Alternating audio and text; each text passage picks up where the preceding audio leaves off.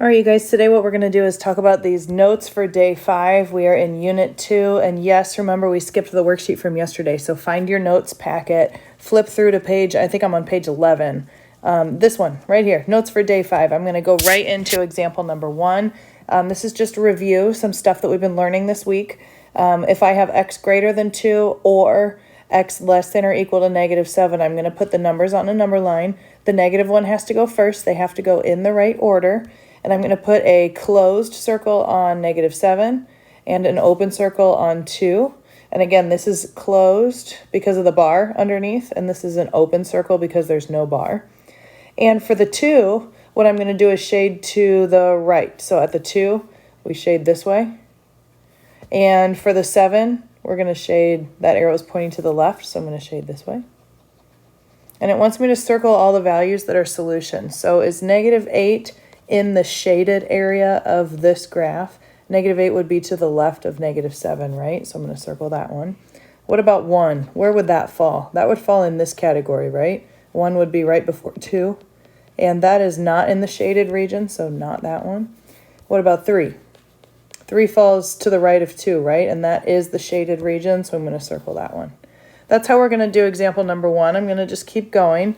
And I want to talk to you really quickly about the difference between or and. The compound inequalities, the and ones, are the ones where you're shading in between two numbers. The or go left and right. What I mean by that is for or, we usually have 2 different numbers like this with open circles or closed circles. You guys know the difference, and the shading goes this way. For the and ones, the ones where we shade in between, we still have 2 numbers, maybe open circles or closed circles. Again, you know how to tell what the difference is, and we shade in the middle. So just keep in mind that or has 2 sections, and we use that little U symbol when we're doing our interval notation, which we'll practice in just a second. And then and is when you have just a section in between 2 numbers. So this is like your visual mental image that I want you to keep in mind as I go through just a couple of the examples real quick. For number 3, this is an or question, so I know I'm going to have shading on one side and shading on the other. I just need to figure out what the numbers are. So I have 2 different equations I need to solve. I'm going to start by adding 1 to both sides. I'm just going to ignore this for a second. I'll deal with that later. And I'm going to cross out my 1s, and I have 3x. And remember, instead of your equal sign, put less than. So I'm just going to, instead of an equal sign, just keep that sign the same. And then I'm going to divide both sides by 3. X less than 2/3. That's just a fraction, but hey, that's okay. Don't worry. Just a fraction. How do I know which number goes on top? Because I'm showing all my work. To get x by itself, do show this last step. Divide 3. Divide 3, that means the 2's on the top and the 3's on the bottom. Let me do a different one over here. I'm going to start by adding 7 to both sides. This is just 2 different equations all at once. Now I have x. I'm going to keep this symbol, which is a greater than sign. And -2 plus 7 is 5. So there's my second answer. 2/3 is a fraction. You can type it into your calculator. It's 0.6. It is definitely less than 5. So the 2/3 goes first and the 5 goes second. And for the 2/3, the shading, the arrow is telling me to shade to the left, and it's going to be an open circle because there's no bar there. So open circle, shade. For the 5, this is telling me to shade to the right. See, the arrows match. So x is being greater than 5. Again, open circle because it doesn't have the equal bar with it. And now the weird thing is, how do I do the interval? So let's remember, this is something we talked about several days ago, but this is my first section, and I am shading to the left forever, and I have to read this from the left to the right. So the first number I'm going to write, which is left forever, is -infinity. And just remember that infinity always gets a parentheses. And where does the shading here stop? It stops at 2/3, so that's the number I'm going to write. And I have another section here that I need to figure out. My shading starts here at 5, so that's the first number I'm going to write, and it goes to the right forever. So it starts at 5, and again, it's a parentheses because this is an open circle because that does not have the equal bar with it. And to the right forever in math, we write positive infinity. And remember, technically, there's supposed to be this U in the middle that says that there are 2 sections of shading. Here's the first one. And here's the second one. Let's try number 5 in a really similar way. I'm going to draw my line here and I'm going to subtract 7. That means x less than or equal to, that would be -9.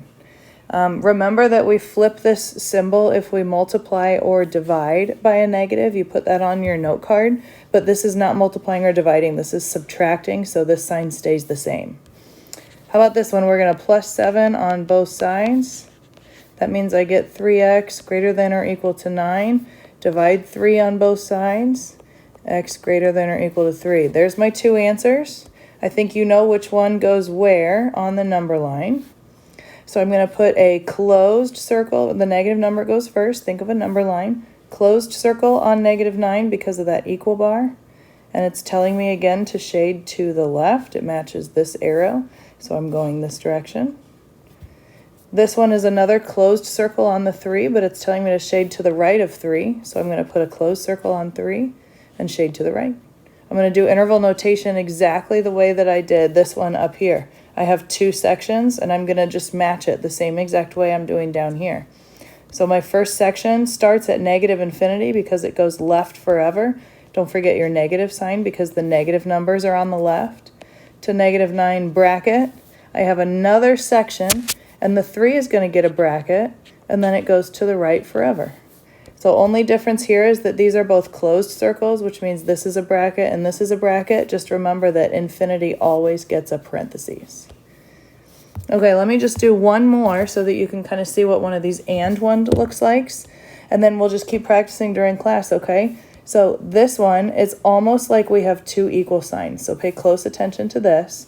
I do kind of have 2 equal signs, and we're going to solve them all together at once. I'm going to subtract 2, subtract 2, subtract 2. We have 2 different equal signs, so that means that I need to subtract 2 in every single section of my 2 bars. Okay, cross those out, so now I just have 3x in the middle.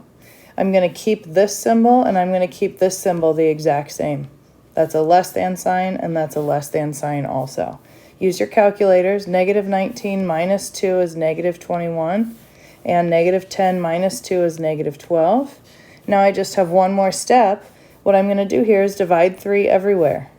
I have 3 sections of equations. I know that looks kind of crazy, but that's why we have 2 different lines here. I'm going to divide 3, divide 3, divide 3. You have to divide 3 everywhere. That leaves me x. Keep these 2 symbols the exact same. I've got -7 and I've got -4. And that is what my inequality is. So I'm going to put -7 and -4 on the number line. Be very careful when you're putting those on the number line. You're kind of counting up this way to get to 0, and then the numbers increase even more. So just be careful about that. These are both open circles. And remember, don't think too hard about what this actually means since it's all written together. X is in between -7 and -4. That's what that means. So we're shading here in the middle. Okay, X is in between. I saw a lot of people shading to the left of -7. That's actually incorrect.